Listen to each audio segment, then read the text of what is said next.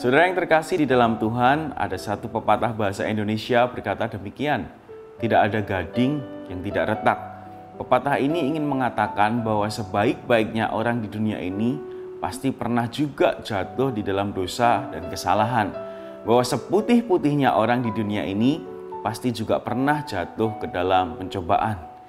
Tidak terkecuali kita sebagai orang percaya. Meskipun kita mengaku bahwa kita percaya kepada Kristus dan menjadi orang yang benar, tetapi toh kita juga pernah jatuh di dalam pencobaan. Bapak Ibu, pencobaan itu bukan datang dari Allah.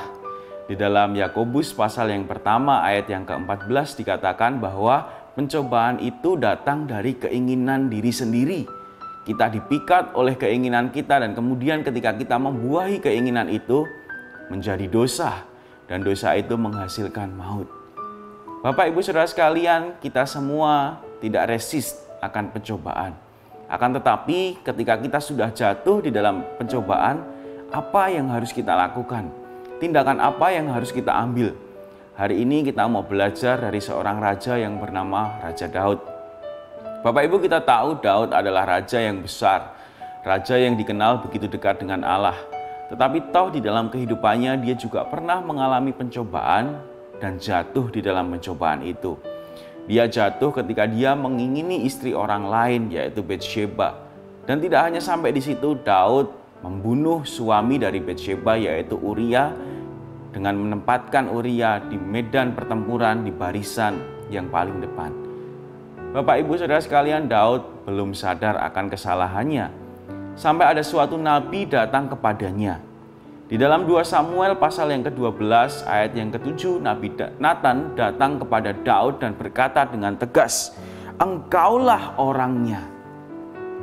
Nabi Nathan menegur kesalahan Daud. Tetapi apa yang Daud lakukan Bapak Ibu? Apa respon Daud? Sebagai raja yang berkuasa, dia bisa saja membunuh Nathan. Daud bisa saja memerintahkan pasukan untuk membuang Nathan keluar dari kerajaan. Dan Daud bisa saja menutupi dosanya. Tetapi Daud tidak demikian. Di ayatnya yang ke-13, Raja Daud berkata, "Aku sudah berdosa kepada Tuhan." Bapak Ibu Saudara sekalian, Raja Daud bertobat. Dia menyadari kesalahannya dan dia ingin kembali ke jalan yang benar. Tetapi dia harus juga menerima konsekuensinya. Anak dari perselingkuhannya pun harus meninggal dan dia harus dikejar-kejar oleh Absalom anaknya. Tetapi toh Raja Daud tetap memilih menjalani konsekuensi itu dan berjalan bersama dengan Allah. Berkaca dari kisah Raja Daud ini, jika orang percaya jatuh ke dalam pencobaan, setidaknya ada 2 hal yang harus kita lakukan. Yang pertama, kita harus mengakui kesalahan kita di hadapan Tuhan. Ketika kita jatuh di dalam pencobaan, mari kita berdoa kepada Tuhan, meminta ampun kepada Tuhan, dan Tuhan pun akan mengampuni kita. Seperti yang dikatakan di dalam 1 Yohanes pasal yang pertama ayatnya yang ke-9. Jika kita mengaku dosa kita, maka Ia adalah setia dan adil, sehingga Ia akan mengampuni segala dosa kita dan menyucikan kita dari segala kejahatan. Bapak Ibu, jika kita minta ampun kepada Tuhan, maka Allah akan mengampuni kita dan menyucikan kita dari segala dosa dan kejahatan. Tetapi tidak berhenti sampai di situ. Terkadang pencobaan yang kita alami, kesalahan yang kita perbuat, ada konsekuensi yang harus kita alami juga.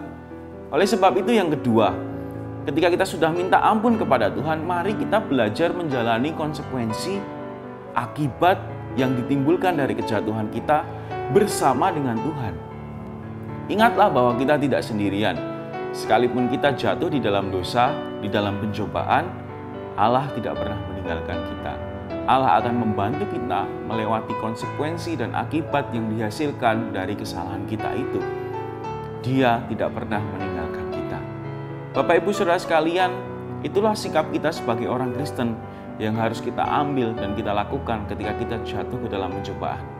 Kiranya Tuhan menolong setiap kita untuk senantiasa bisa hidup di dalam kebenaran firman Tuhan.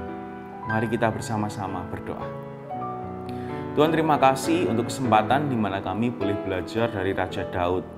Sekalipun kami adalah orang Kristen yang mengaku percaya kepadamu, tapi seringkali kami juga jatuh ke dalam pencobaan ya Tuhan. Kami membuai keinginan kami sehingga menghasilkan dosa. Tuhan, kiranya Engkau sendiri Allah yang boleh menyadarkan setiap kami kalau kami sedang jatuh ke dalam pencobaan. Tetapi terlebih dari itu Tuhan, hamba rindu berdoa untuk jemaat-Mu. Kiranya jemaat-Mu boleh senantiasa dikuatkan di dalam iman kepada Kristus. Kiranya jemaat-Mu boleh senantiasa dikuatkan untuk hidup di dalam kebenaran firman Tuhan. Terima kasih ya Tuhan untuk firman Tuhan. Di dalam nama Tuhan Yesus kami berdoa dan mengucap syukur. Amin. Tuhan Yesus memberkati.